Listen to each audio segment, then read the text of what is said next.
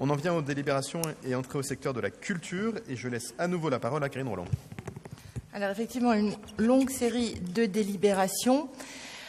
Tout d'abord, 2 lieux qui nous tiennent évidemment particulièrement à cœur. L'Institut des cultures d'islam, pour lequel il vous est proposé une subvention d'investissement afin de réaliser une fresque calligraphiée dans la cour intérieure de l'ICI Léon, qui viendra en résonance avec la programmation Lettres ouvertes, programmation qui démarrera la semaine prochaine, le 21 septembre.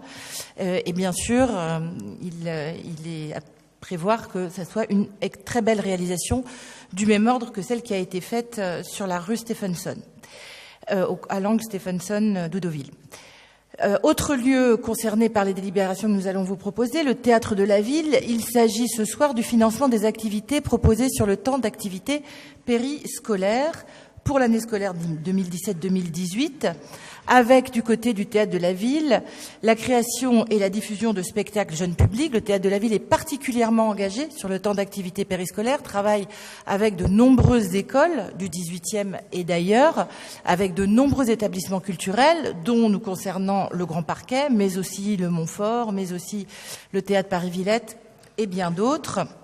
Et il s'agit cette année de poursuivre cet effort dont on sait que, concernant le Théâtre de la Ville, depuis des années, il a donné de très beaux résultats avec de jeunes écoliers qui peuvent aller dans l'ensemble des lieux que j'ai cités par leur intermédiaire. Les délibérations porteront aussi sur 11 associations qui contribuent bien sûr à faire vivre au quotidien les pratiques artistiques et culturelles dans le 18e. Mentionnons le COSU, chœur et orchestre de Sorbonne Université, composé et animé par des étudiants du pôle universitaire de musicologie Paris-Sorbonne, situé rue Francis de Croisset, à la porte de Clignancourt, qui compte pas moins de 56 musiciens, 46 choristes, je le mentionne parce qu'il est encore trop méconnu, je dirais, et qui donne chaque année plus de 30 représentations, à la fois à destination de musiciens amateurs, mais aussi à destination du grand public. Un ensemble mis au service de la transmission dans la plus grande qualité. Art Exprime, dont l'objectif bien connu est de promouvoir les arts et la création artistique autour des arts plastiques, des ateliers pour les enfants, les adultes qui prennent place dans les locaux d'Art Exprime, mais aussi très souvent hors les murs, notamment dans les squares. Et bien sûr, je ne peux ne pas vous mentionner que Art Exprime est un des partenaires de la Nuit Blanche des enfants, à laquelle tous les Parisiens seront conviés dans le 18e le 7 octobre. Viendront ensuite 9 associations qui œuvrent dans les quartiers politiques de la ville du 18e. Alors, le Petit Nez, bien connu là aussi, dont l'action en faveur de l'action culturelle très généraliste de proximité se déploie à la Porte Montmartre. Et puis, dans le cadre des commissions locales d'appel à projets qui associent les équipes de développement local et dont nous discutons systématiquement avec Maya Akari, un soutien proposé à l'écomusée, lieu aussi bien connu de la Goutte d'Or, dont un des objectifs est d'ailleurs de faire connaître la Goutte d'Or. La compagnie Gabi Sourire, qui poursuit son projet quand une compagnie théâtrale s'invite dans votre immeuble. C'est du théâtre dans les immeubles de Paris Habitat, inspiré d'histoires d'habitants. Les Serruriers Magiques, qui travaillent à rendre de jeunes participants acteurs de leur projet culturel de bout en bout, de la conception à l'administration et la diffusion, notamment autour de la comédie musicale. Ma Goutte d'Or, le collectif Café Culture Cuisine, avec son projet Les Pépites de la Goutte d'Or, qui fait découvrir les métiers du théâtre et du cinéma. Graines de Soleil, pour son festival au féminin, qui travaille beaucoup sur le rapport des femmes éloignées de la culture à la culture, et qui travaille beaucoup aussi sur le rapport à l'espace public pour ces femmes. Citons enfin 2 projets soutenus dans le cadre d'une enveloppe destinée exclusivement aux structures qui animent la vie culturelle des quartiers, dite enveloppe Bloch. La Sierra Prod, qui fait photographier et filmer les transformations urbaines et humaines de la porte de Clignancourt, désormais, après s'être attachée à le faire avec talent à la porte Montmartre.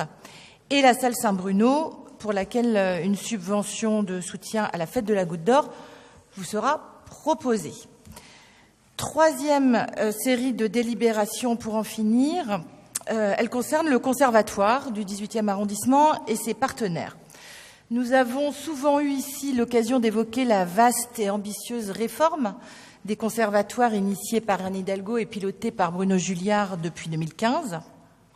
Notamment, nous avons pu mentionner le rôle pilote du Conservatoire du 18e, porté par sa directrice Isabelle Ramona, que je salue très sincèrement. Un rôle pilote dans le volet présence à l'école, puisque le Conservatoire du 18e est présent dans les classes de CP de notre arrondissement depuis l'année scolaire passée et que cette année, le mouvement est amplifié à d'autres arrondissements parisiens. Rien d'étonnant à cela, puisque le Conservatoire du 18e anime déjà des classes à horaires aménagés à l'école élémentaire 7 Championnet et au collège Gérard Philippe depuis 2012. C'est l'objet d'une convention entre l'éducation nationale et la ville qui va être soumise au vote ce soir. Autre volet important de la réforme, en dehors du conservatoire hors les murs, les partenariats avec des écoles de musique subventionnées par la ville de Paris. De tels partenariats visent à mieux travailler l'offre d'enseignement de la musique, à la rendre plus complète, plus lisible, afin que chacun puisse choisir au mieux la structure d'enseignement qui lui convient ou convient à ses enfants, aux jeunes élèves. Cela passe par des échanges qui ont été initiés l'année dernière en termes de pédagogie, donc entre des écoles de musique et le conservatoire, les uns ayant évidemment à apprendre des autres, tant les pédagogies peuvent être parfois différentes, mais aussi des cours partagés, voire des orchestres composés conjointement.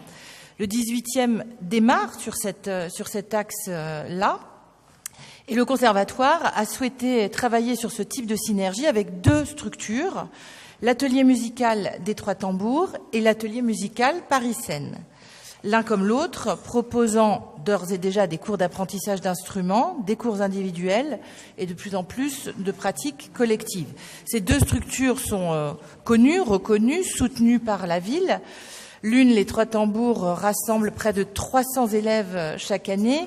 Et pour l'atelier musical Paris-Seine, on va friser les 600 élèves cette année, comparé aux 1200 élèves accueillis au conservatoire. Vous voyez que ce sont des structures qui comptent en termes d'effectifs. Dès cette année, donc, ont eu lieu des débuts de travaux très prometteurs. Nous avons pu y assister, Monsieur le maire et moi, lors de comités de pilotage locaux de la réforme. C'est l'occasion pour moi de saluer encore une fois Isabelle Ramona, directrice de conservatoire des plus inventives, innovantes, courageuses aussi, mais aussi Louise et Patrick Marty, qui dirigent les Trois Tambours, Sylvian Couden, directeur de l'atelier musical Paris-Seine, ces deux structures étant très allantes pour s'associer à cette réforme tout à fait essentielle à la pratique artistique amateur à Paris et dans le 18e. Merci beaucoup, Karine, pour cette présentation de l'ensemble des délibérations qui portent sur la culture, qui font la démonstration à nouveau de l'engagement de la mairie du 18e et de la ville dans ce secteur essentiel pour nous. Je voulais, avant de laisser la parole à ceux qui la souhaitent, insister un petit peu sur cette nuit blanche des enfants dont Karine Roland nous a parlé, puisque c'est une spécificité du 18e, inventée dans le 18e par Karine. Et vous savez que cette année encore, la nuit blanche officielle revient dans le 18e et nous avons souhaité accoler notre programmation spécifique pour les enfants à cette nuit blanche. Et c'est donc autour du gymnase d'Ostermeyer, de l'école de la rue de l'Évangile et de la Halle Pajol en général que se cumuleront nuit blanche officielle et nuit blanche des enfants. Et j'insiste un peu lourdement sur cette programmation parce que je crois que ça a beaucoup de sens de faire en sorte d'utiliser ces politiques municipales d'accès à la culture pour les élargir. Et je crois que la proposition qui a été faite par Karine mérite qu'on y aille, qu'on y retourne, qu'on y participe. Et puis ça permettra aux parents qui viennent à la vraie nuit blanche d'avoir aussi une programmation pour leurs enfants et de pouvoir faire ça en famille. Je voulais ajouter rapidement un deuxième élément concernant le conservatoire, puisque Karine Roland a montré à quel point la politique du conservatoire était là encore avancée dans le 18e et nous permettait de prendre un temps d'avance sur la réforme du conservatoire. Et je crois que nous prendrons aussi, mais je laisserai les annonces officielles se faire au moment opportun, mais je pense que nous prendrons aussi un temps d'avance dans les semaines qui viennent sur le projet d'un nouveau bâtiment qui accueillera notamment ce conservatoire, comme nous nous y étions engagés. Voilà, mais les arbitrages officiels vont être pris bientôt, mais je voulais vous en informer, comme ça chacun aura bien compris. Je suis très content qu'on ait pu faire ce travail de conviction, Karine et moi, qu'on ait pu faire ce travail d'intérêt général, et je pense que nous allons aboutir. Et c'est quand même ça l'essentiel. En attendant, je vais laisser la parole à ceux qui le souhaitent sur les délibérations qui ont été présentées par Karine. S'il y a Monsieur Bournazel, est-ce qu'il y a d'autres demandes de prise de parole? Philippe Durand. Et ensuite, nous allons passer au vote. Merci, Monsieur le maire. Oui, je partage avec vous la nécessité d'agir sur le conservatoire. Ça fait des années que j'ai déposé des vœux en ce sens et je me réjouis qu'il y ait un aboutissement parce que c'est une urgence et une priorité absolue. Des centaines d'enfants sont malheureusement recalés chaque année faute de place. Il est vraiment urgent, c'est une priorité, je pense, de l'action municipale que d'avoir ce conservatoire digne de ce nom pour notre arrondissement. Je voudrais vous interroger sur la DAC 238 concernant l'association Institut des cultures d'Islam, parce qu'on parle d'une fresque, mais sauf erreur de ma part, on n'a pas accès à cette fresque. On ne peut pas la voir, le visuel. Parce que dans la délibération, il est parlé d'une fresque. Et bon, ce serait pas mal qu'on puisse avoir accès à un document visuel pour se rendre compte de ce qu'est cette fresque, d'autant que je note qu'elle est phosphorescente. Et donc, pour des raisons esthétiques, j'aurais aimé, si ce n'est pas en conseil, en tout cas, avoir à un moment donné la possibilité de regarder cela et voir l'impact que ça peut avoir, notamment si elle est phosphorescente sur l'ensemble de l'environnement. Quant au dernier point que vous avez évoqué sur Nuit Blanche, je me réjouis. C'était une très bonne initiative, il faut savoir le reconnaître, lancée par M. Delanoë en 2001 et qui a été suivie des faits dans de nombreuses capitales européennes. Merci. Karine Roland, est-ce que tu peux nous dire un mot de plus sur la fresque? Alors, je vais vous faire un aveu, je ne l'ai pas vue, mais je ne suis pas sûre qu'elle soit terminée d'ailleurs, parce qu'à mon sens, c'est une fresque qui associe des habitants, et donc je ne suis pas certaine qu'elle ait encore été dévoilée. Ça sera l'occasion la semaine prochaine, au moment du vernissage de lettres ouvertes, d'y aller. Vous avez bien compris qu'elle est au 25 rue Léon, donc c'est dans la cour intérieure de l'ICI Léon. Mais je vais m'enquérir de savoir si elle est visible, et on vous fera passer les éléments, sans faute. Sur ce dernier point, et puis je vais laisser la parole à Philippe Durand, je peux confirmer que, en tout cas, jeudi dernier, elle n'était pas encore visible. Mais peut-être qu'elle est née durant le week-end. Philippe Durand. Oui, simplement pour dire que je ne participerai pas au vote pour la DAC 390. C'est noté. Je vais donc mettre aux voix les délibérations, à commencer par la DAC 37, qui est pour unanimité. DAC 238, même vote. DAC 343, même vote. DAC 350, même vote. DAC 354, même vote.